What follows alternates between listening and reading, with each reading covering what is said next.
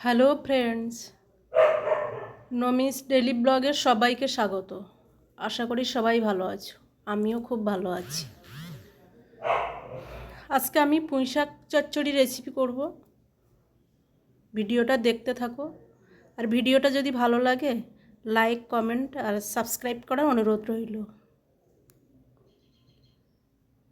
প্রথমে আমি আলুটা ভেজে নিলাম। আলু, কুমড়ো ডুমো ডুমো করে কাটা, ওগুলোকে আমি ভেজে নিলাম।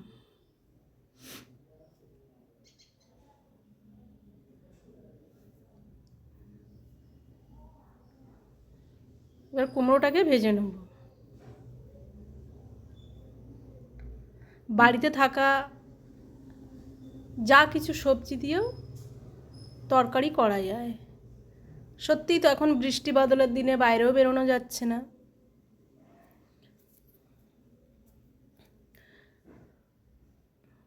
কড়াইতে তেল দিয়ে দিলাম, একটা শুকনো লঙ্কা দিয়ে দেবো, একটু পাঁচফোড়ন দিয়ে দিলাম,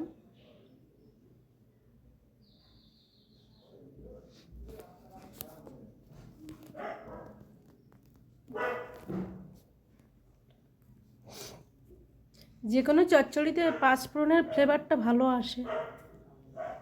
এবার দিয়ে দেবো টমেটো, রসুন কুচো, পেঁয়াজ, কাঁচা লঙ্কা। ভালো করে আমি কষিয়ে নেব সামান্য নুন হলুদ দিয়ে।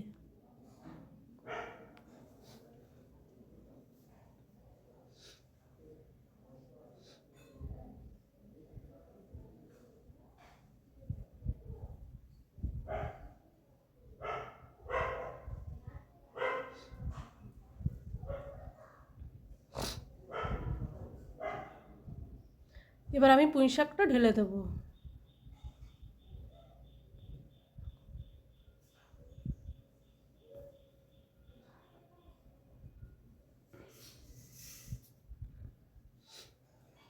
ভালো করে কষিয়ে নেব।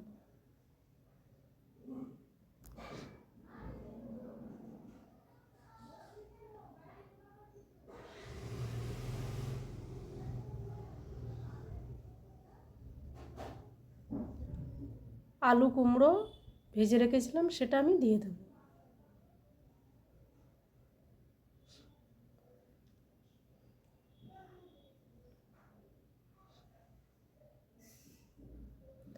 এবার আমি ঢাকা দিয়ে কিছুক্ষণ হতে দেব,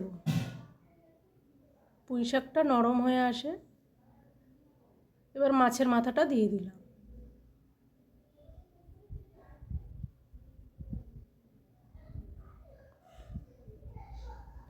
সামান্য নুন, চিনি, লঙ্কা দিয়ে দিলাম।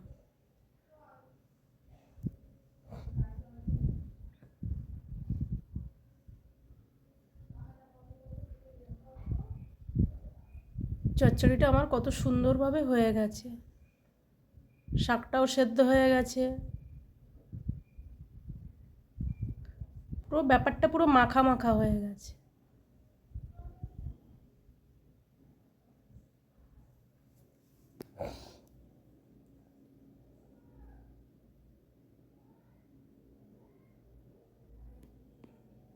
এবার আমি সার্ভ করে নেব।